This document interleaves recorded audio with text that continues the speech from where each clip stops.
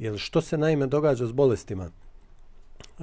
Ako ne govorimo o virusima, bolesti, kronične bolesti, većina nekih drugih, nastaju u energetskom tijelu. Na energetskom nivou koje mašine ne mogu detektirati. Znači, čovjek dođe kod doktora i žali se na tegobe. Doktor ga uzme, pregleda, uzme urin, uzme krv, napravi pretrage, ako treba stavi ga i u skener, PET-CT, magnetna rezonanca, napravi na njemu pregleda i kaže svi tvoji parametri su dobri, ti si zdrav. Međutim, nije to tako. Čovjek osjeća, ima simptome, ima tegobe, a što je tu u igri? Pa vrlo jednostavno u igri ima problem u energetskom tijelu. Sve te bolesti koje se pojavljuju na fizičkom tijelu u obliku dijagnoza, one se prvonačelno dese u auri. Tamo dolazi prvi korak ka bolestima u energetskom tijelu.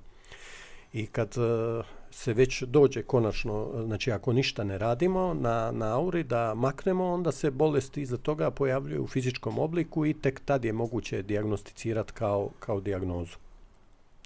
I većina liječenja, znači imamo nekoliko vrsta medicine, se bavi fizičkim tijelom i smatra se, znači kad je bolest odstupila, umanjila, maknula se, došlo je do izlječenja. A što se desi kad se ta ista bolest vrati nazad?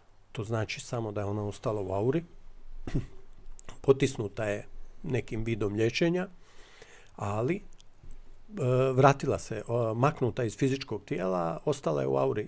Zato dolazi najpoznatija bolest koja je možda jedna od najvećih danas je karcinom, rak. I postoje razni vidovi liječenja raka i ajmo reći da se postignu neki rezultati, bolest nema i onda iza toga kaže ima metastaza, ima recidiv, vratila se bolest. Da. Ali međutim kad dođe do iscjeljenja nema vraćanja, jer bolest nestane iz energetskog tijela, nestane iz duhovnog. Ako čovjek ima problem, recimo u duhovnom tijelu, čak jedan vid bolesti koje je medicina dijagnosticirala kao duševne bolesti, nema ih u fizičkom obliku. Nema i jako teško se s njima nosi, ali točno je, duševne su, negdje su na nekom drugom ljudskom tijelu.